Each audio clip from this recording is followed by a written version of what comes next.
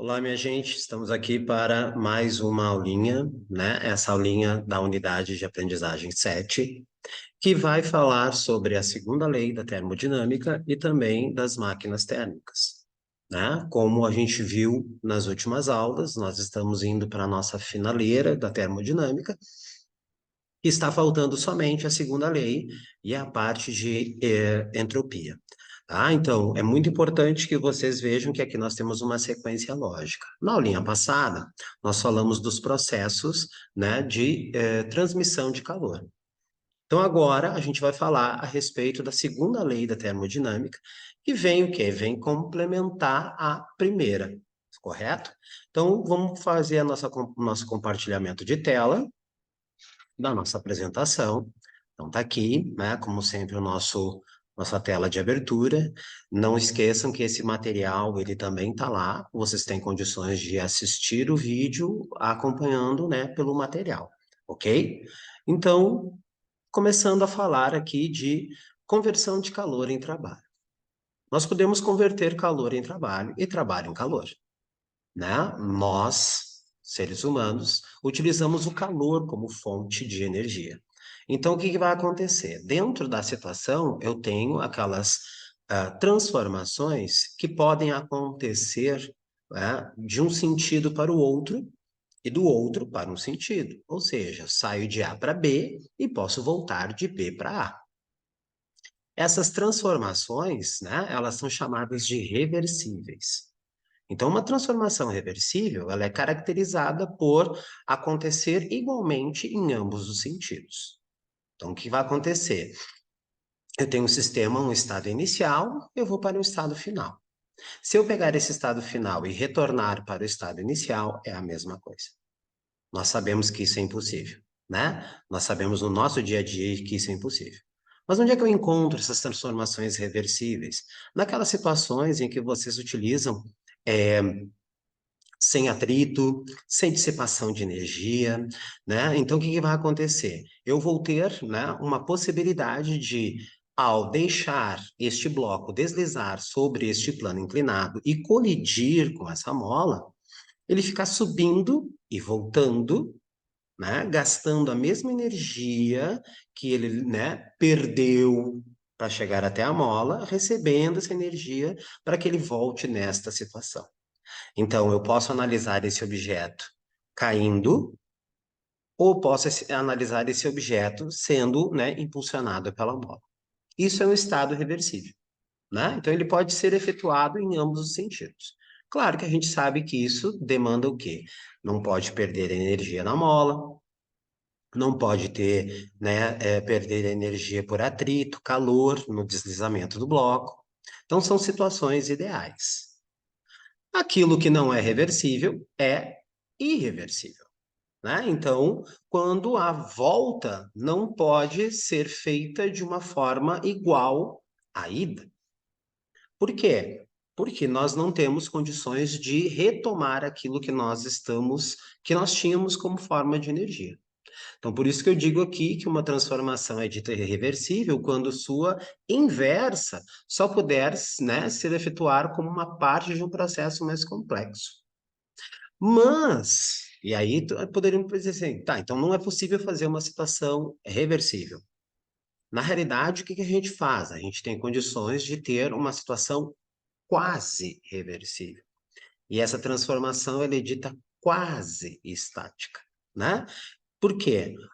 Se nós pensarmos que as leis dos gases gerais lá que nós falamos, transformações, nós temos uma transformação, que é a transformação exotérmica, que ela vai acontecer, né? De que jeito? Todo o calor entregue para o sistema, como não vai ter variação da energia interna, vai ser transformado em trabalho.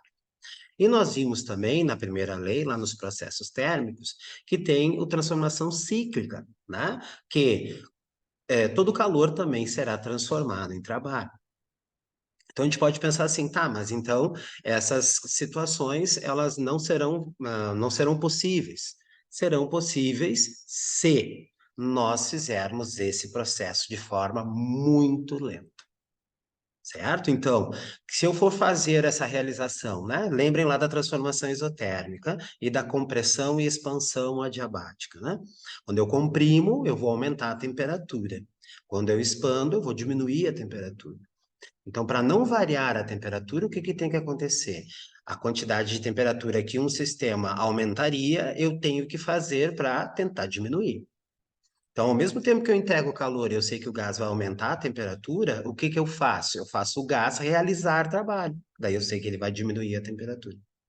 E aí, se isso for lento, eu tenho condições de chegar em algo quase reversível. Ok? Então, toda vez que se envolve um processo térmico, se eu fizer ele de forma muito rápida, eu não vou conseguir fazer ele de forma reversível. Ele vai ser irreversível. Se eu conseguir fazer ele de forma bem lenta, eu me aproximo. Mas nós sabemos que é bem difícil de fazer esse tipo de situação. Para que a gente entenda, então, a nossa segunda lei diz o seguinte: que eu só vou conseguir efetivamente, né, fazer o quê? Transformar energia num sentido. No outro sentido, eu vou ter dificuldade. Então, o que que eu peguei aqui? Eu peguei uma coisa completamente fora da termodinâmica, mas é fácil de visualizar, de entender. O que que nós sabemos? Um pêndulo, um balanço, para que ele possa oscilar, sair de um lado e ir para o outro, ele precisa o quê? Inicialmente de uma energia. Então, eu vou entregar essa energia para ele. O que que vai acontecer se eu soltar?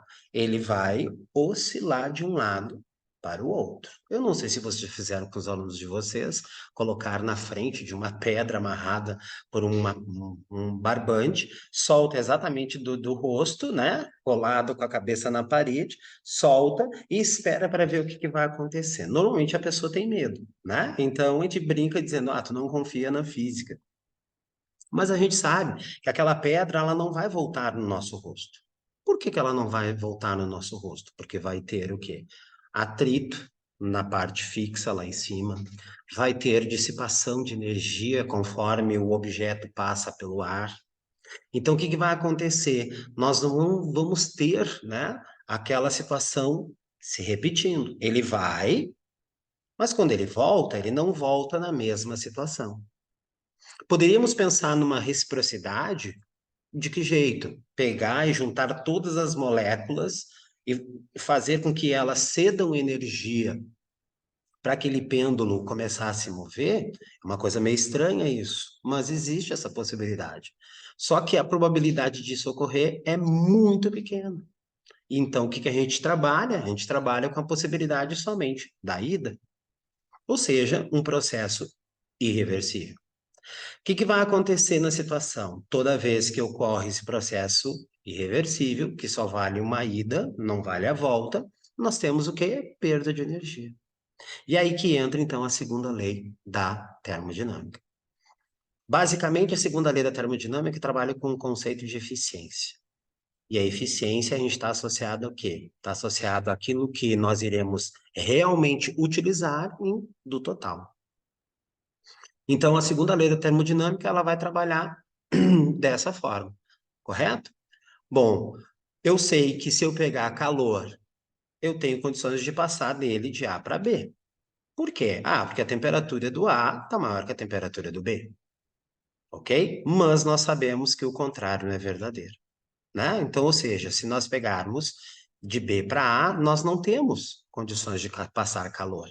Por quê? Porque o calor ele flui da maior temperatura para a menor temperatura. Então, existe uma condição. Vale a ida, mas não vale a volta. Então, aqui nós temos um processo irreversível, certo? Uma transformação irreversível. O que que nós podemos dizer, então? Né? Que o comportamento da natureza é assimétrico. O que que vai acontecer? Né? O caráter me diz o quê? Que os sistemas evoluem espontaneamente num sentido. E esse sentido a gente chama de sentido preferencial. Ok? Tendendo a quê? A um estado de equilíbrio. Então, de acordo com essa segunda lei, a energia ela vai se degradar. Por quê? Porque eu não consigo voltar, né? E isso está vinculado ao próximo assunto que nós vamos falar, chamado de entropia. né? Só que daí o que que vai acontecer, né? A gente não tem condições de reutilizar essa energia. Então, o que que aconteceu? Aconteceram os enunciados da, né, interpretação dessa segunda lei. O primeiro enunciado foi de Clausius, que é uma coisa que você já conhece. O calor não passa espontaneamente de um corpo para outro de temperatura mais alta. Né? Então, o que vai acontecer? Ele vai passar sempre de mais alto para menor temperatura.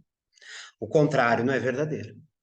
Então, essa é uma forma de interpretar a segunda lei da termodinâmica.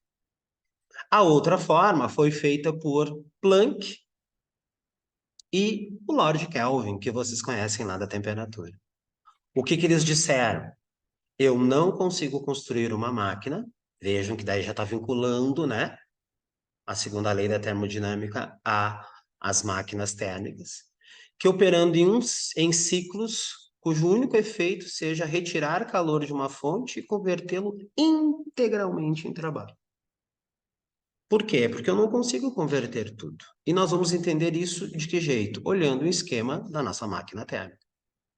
A nossa máquina térmica, o que que vai acontecer? Ela vai estar funcionando baseado no segundo princípio, né? As máquinas térmicas, elas já existiam.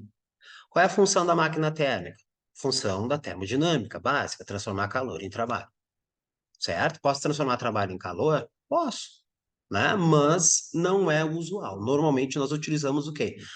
Calor para transformar em trabalho. Mas, por exemplo, um refrigerador, ele vai funcionar, né? Ele vai funcionar no sentido contrário, ok? Eu vai retirar calor da onde ele tem menos e entregar para onde ele tem mais. Então, o refrigerador funciona de uma forma contrária. Nós vamos falar sobre isso. O que que nós temos então? Nós temos as máquinas térmicas, que nós vamos se basear no que Clausius e Planck e Lord Kelvin falaram. Quem estudou essas máquinas, primeiramente, foi Carnot, né? E ele evidenciou uma coisa muito importante, que eu não consigo fazer uma máquina térmica funcionar se eu não tiver diferença de o quê? De temperatura. Como assim? Ela vai ter que estar dentro, né, no meio de duas fontes, uma quente e uma fria. Para quê? Para que nós tenhamos o calor fluindo por dentro dela. Então, uma máquina, para converter todo o calor em trabalho, né, ela deve operar a partir de duas fontes térmicas. Ou seja, ela tem que estar dentro de duas fontes, uma quente e outra fria. O que que vai acontecer? Essa máquina térmica vai retirar calor da fonte quente, usar e devolver para a fonte fria. E nós vamos ter que entender como isso funciona. Vamos lá. Vamos pegar o nosso esquema. Então, o que que nós temos aqui? Uma máquina térmica. Eu tenho a minha fonte quente aqui em cima, eu tenho a minha fonte fria. O que que Clausius enunciou? Que o calor, ele flui sempre da fonte quente para a fonte fria. Então, o calor vai sair dessa fonte quente e chegar na fonte fria. O que que nós fazemos? Nós vamos colocar uma máquina térmica aqui no meio. Então, essa circunferência aqui está representando a nossa máquina térmica. Essa máquina, ela não pode igualar a temperatura da fonte quente. Por quê? Porque se ela igualar, ela entra em equilíbrio térmico, não tem mais calor sendo transmitido para ela. Mas nós sabemos que se ela receber calor dessa fonte quente, ela vai aumentar a temperatura. Então, o que que vai acontecer? Ela não pode usar todo esse calor inicial dela aqui. Ela vai ter que botar alguma coisa fora. Compreendem? Então, é muito importante que a gente entenda do porquê que eu não posso converter todo o calor em trabalho. Eu não posso converter todo o calor em trabalho, porque se eu estiver convertendo todo o calor em trabalho, essa máquina aqui, ela vai estar aumentando a sua temperatura, até que se chegar a um ponto onde a temperatura da máquina seja igual à temperatura da fonte quente. E aí não vai ter mais calor. Então ela vai ser obrigada a jogar fora uma quantidade de calor. E para ela jogar fora essa quantidade de calor, ela tem que ser jogada onde? Tem que ser jogada para uma fonte fria. Então vejam, a minha máquina, ela vai funcionar entre uma temperatura da fonte quente e uma temperatura da fonte fria. A diferença do que ela recebeu da fonte quente e do que ela jogou para a fonte fria é o meu trabalho. Então, eu posso pensar que o rendimento dessa máquina, ele pode ser expresso baseado no quê? Na energia útil, que é o trabalho, em relação à energia total, que é o que ele recebeu da fonte quente. Que nesse caso, eu posso então fazer, né, a minha eficiência, ou determinar a minha eficiência. Esse eta é a nossa eficiência, que eu já comentei com vocês lá em potência térmica, aqui ele vai funcionar da mesma forma. Então, quem é o útil para nós numa máquina térmica? É o trabalho. Quem é o total? É o que ele recebe da fonte quente. Então, eu posso dizer que trabalho, né, sobre Q1 vai ser a minha eficiência. Uma coisa importante, tá, gente? É mundial essa referência. Q1 é o calor que vem da fonte quente, Q2 é o calor que vai para a fonte fria, tá? Então não é assim, uma hora outra. Não. Q1 é o calor que vem da fonte quente, Q2 é o calor da fonte, né, fria. Obviamente, T1 vai ser a temperatura da fonte quente e T2 vai ser também a diferença, né, a temperatura da fonte fria, tá? Mas nós sabemos que o trabalho vai ser a diferença de Q1 em relação a Q2. Então, fazendo lá, né, a nossa relação, a gente vai ter exatamente o rendimento da minha máquina a partir dos calores. Calor da fonte quente, fonte fria, desculpe, dividido pelo calor da fonte quente. 1 menos isso. Como é que funciona? Para que a gente possa entender, eu vou compartilhar aqui o nosso Word para vocês entenderem, né? Vamos dar uma aumentada aqui. Então, o que que a gente sabe? A gente sabe que o nosso trabalho, ele vai ser Q1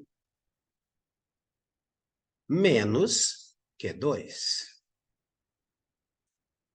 Correto? O que que nós vimos lá? Nós vimos que a nossa eficiência, deixa eu tirar aqui, tadã, a nossa eficiência, ela vai ser o quê? Vai ser a razão entre o trabalho e Q1.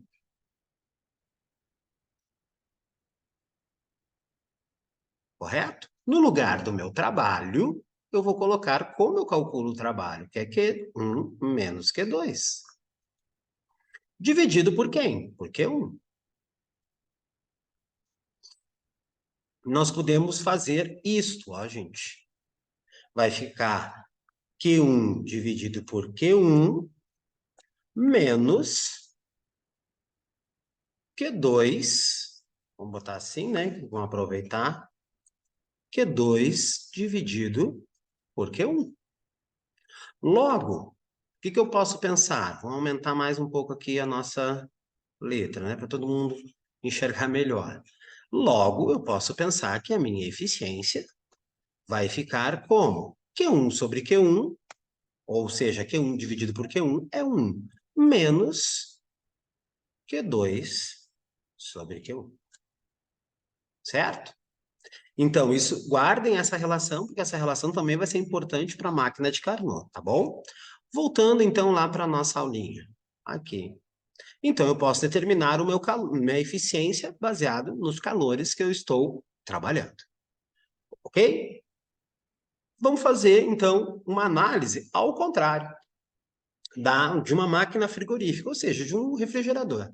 Né? Então, o que que vai acontecer? Nós vamos ter né, a energia sendo retirada da fonte fria, que é o nosso congelador, e entregando para a fonte quente, que é o radiador que está lá atrás, né, do nosso refrigerador. Claro que a gente poderia pensar, né, como é que isso aqui vai acontecer, né, de Q2 ir para Q1? Nós temos uma coisa chamada motor.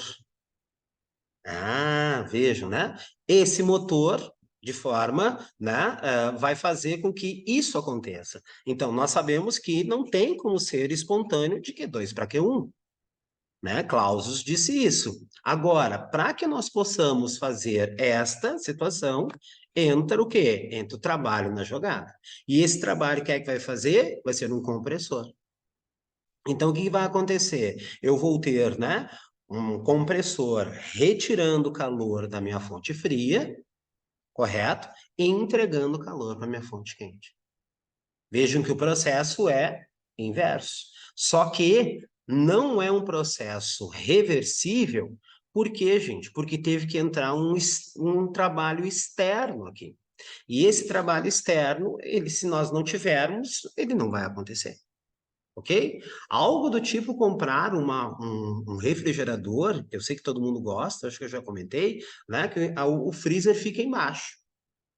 E aí, o que que tu tem que fazer? Tu tem que jogar o ar frio lá em cima para refrigerar o que está em cima. Ela é maravilhosa em termos de facilidade, só que ela tem um ônus, né? Eu tenho que ter um motorzinho lá mais potente para fazer com que isso aconteça.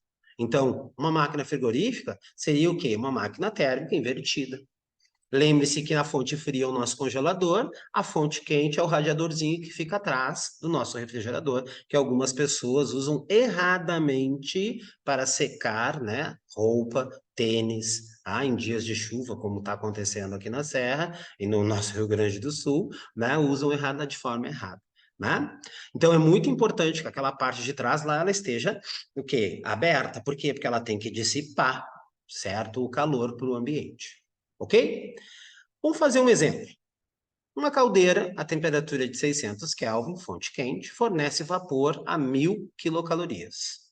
Quilocalorias, certo? Em cada segundo. Há uma turbina. O vapor, depois de passar pela turbina, cede ao condensador, fonte fria, 800 quilocalorias. Então, ele recebeu, né, 1000 quilocalorias e cedeu 800 calorias para a fonte fria. Por segundo a uma temperatura de 293 Kelvin. Considerando uma caloria igual a 4 joules, isso é muito importante, né? Por quê? Porque aqui eu estou em quilowatt, correto? E ali eu estou em quilocaloria. Então eu tenho que tomar cuidado. Watt é joule por segundo. Então, determine a potência produzida por essa máquina, né, em quilowatt, e o seu rendimento. Então, o que eu preciso entender? Se ela fornece 1000 e entrega 800, óbvio que o trabalho, né, vai ser a diferença. Mas vamos transformar primeiramente 1000 quilocalorias vezes 4. Por quê? Porque uma caloria é igual a 4 joules. E o 10 na 3 é do quilo. Isso vai dar 4.000 quilojoules, certo? 800 quilojoules, 800 quilocalorias para quilojoule 3.200, ok? Determinando, então, o trabalho, a energia útil, nós temos, né, 4.000 menos 3.200. Isso dá 800 quilojoules. Não pode confundir lá com as 800 quilocalorias. Outra forma de fazer isso é pegar e fazer a diferença, 800, 1.000 menos 800, que é 1 menos que é 2, 200 quilocalorias, e converter essas 200 quilocalorias para joule. É outra possibilidade. Como esse trabalho é produzido em um segundo, a potência da máquina vai ser 8.800 kJ por um segundo, ou seja, 800 kW. E o rendimento? O rendimento vai ser o trabalho dividido pelo calor 1. Quem é o trabalho? 800 kJ. Quem é o calor 1? 4.000 kJ. Isso vai me dar um valor de 0,2, ou seja, ele utiliza 20% da energia total para a realização dessa tarefa. Certo?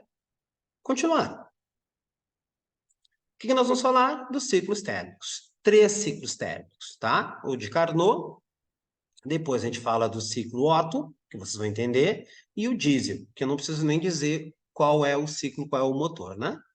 Então, o ciclo de Carnot, minha gente, ele é um ciclo, digamos assim, ideal, tá? Por quê? Porque ele é o que apresenta o maior rendimento entre as máquinas térmicas. Mas ele é teórico. Por que ele é teórico? Porque eu tenho duas transformações adiabáticas e duas transformações isotérmicas. Então, o que vai acontecer? A transformação adiabática até é possível fazer. Agora, a transformação isotérmica, eu não consigo.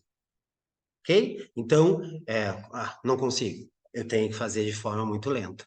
E como nós estamos falando de uma máquina térmica, a máquina térmica não pode ser tão lenta assim. Então, o que tu tem que fazer? Um ciclo, né? Onde esteja acontecendo o quê? Algo quase estático. Lembram lá no início? Então, muito importante.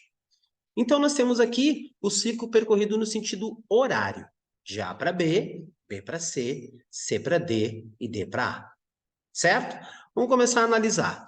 De A para B, nós temos o quê? Uma expansão isotérmica. O que está acontecendo ali? O sistema recebe calor.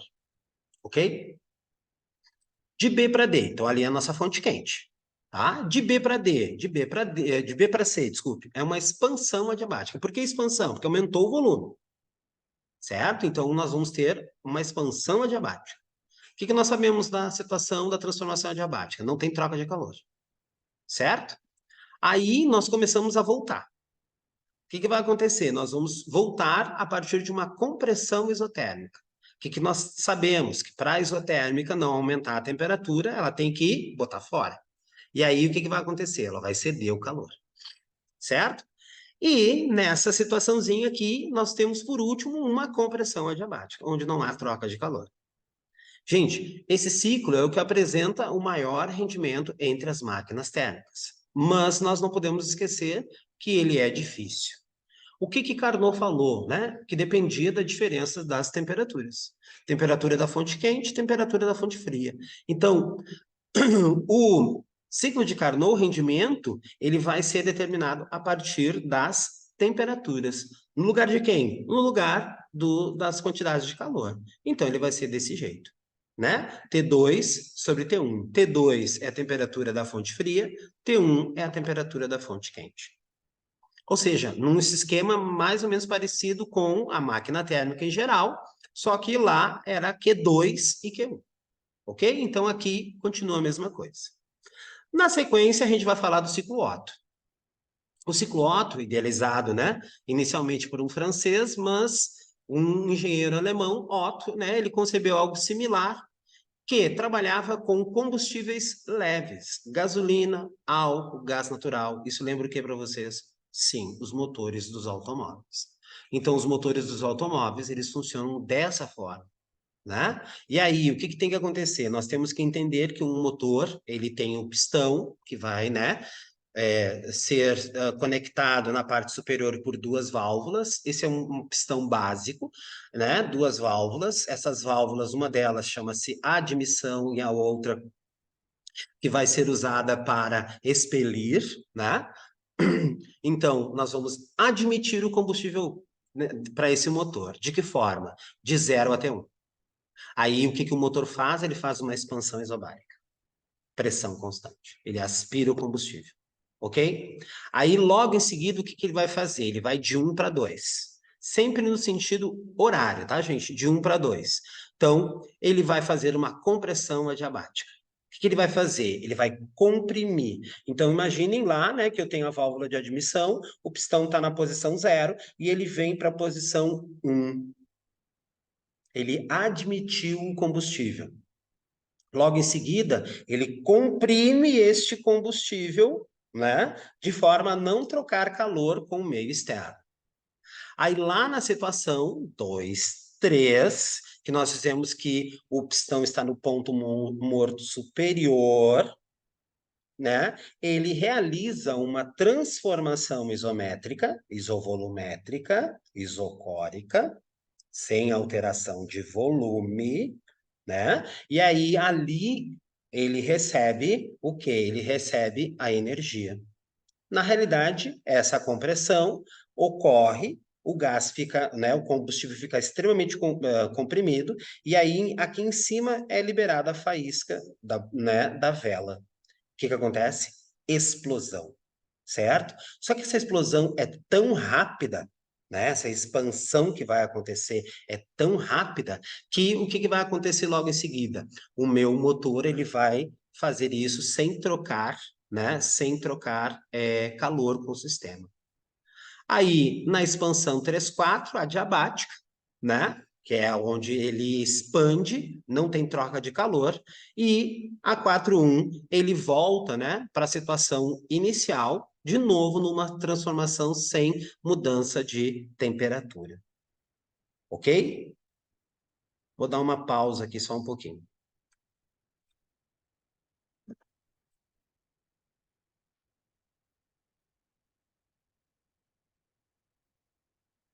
Só um pouquinho, gente.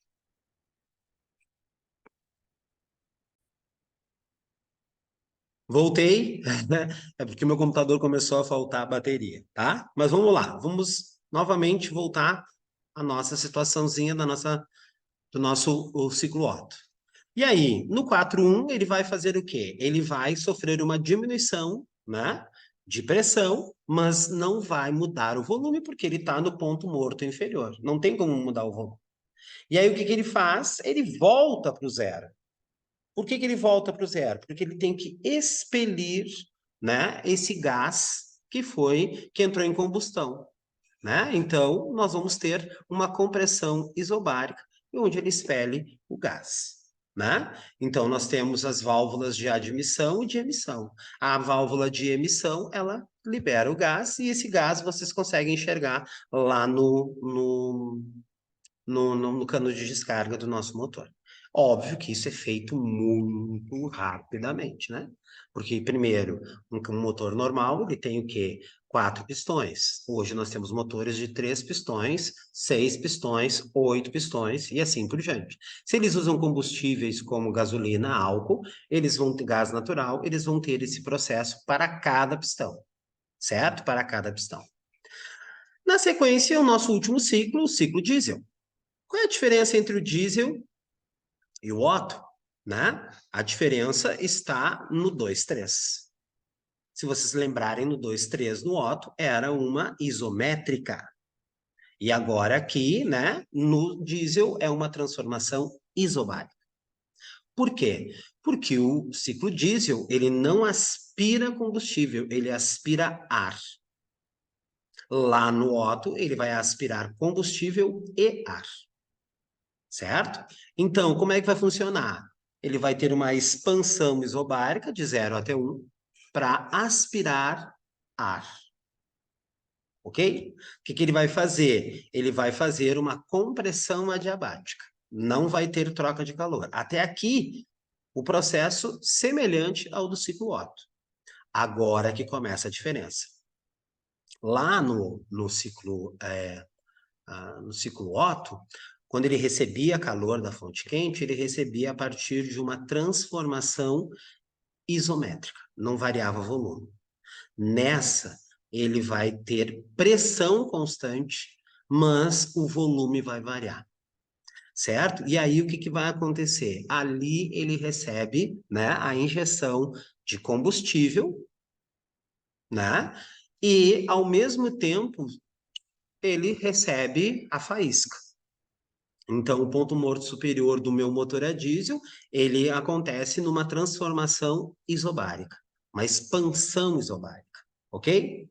Logo em seguida, ele tem a explosão, então ele vai, né, ao ter uma expansão sem troca de calor, expansão adiabática, correto? E por último, ele volta à situação 1, numa transformação isométrica. E ali ele cede o calor, como se fosse para a fonte quente, certo? Obviamente, ele vai para o zero, né? Por quê? Porque ele tem que expelir esse gás.